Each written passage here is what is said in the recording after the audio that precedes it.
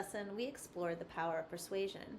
But sometimes the message isn't necessarily us trying to win an argument. Sometimes it's just an invitation. The most powerful thing we can often do as a speaker is to create a welcoming environment. And that's what communication scholars Sonja Foss and Griffin did when they defined invitational rhetoric. Unlike traditional persuasion, invitational rhetoric is about understanding. It's a call to build relationships, to move for equality, understanding, self-determination.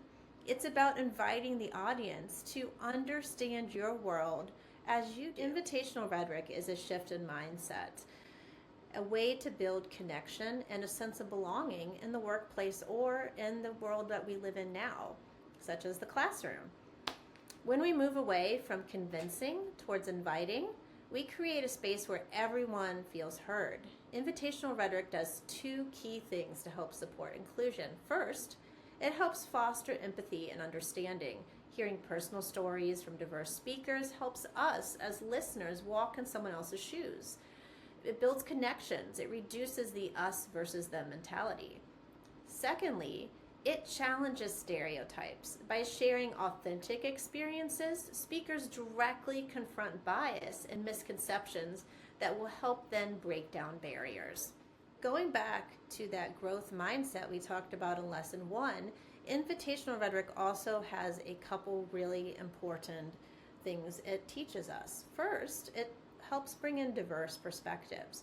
Varied voices in a conversation help with better problem solving and innovation. The more people at the table, the more solutions and innovative ideas will be proposed.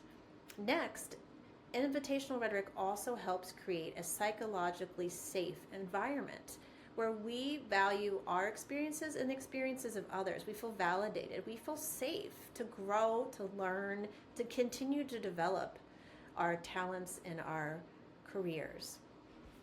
Invitational speaking is not about being the loudest voice in a room. It's about making sure every voice in the room is heard.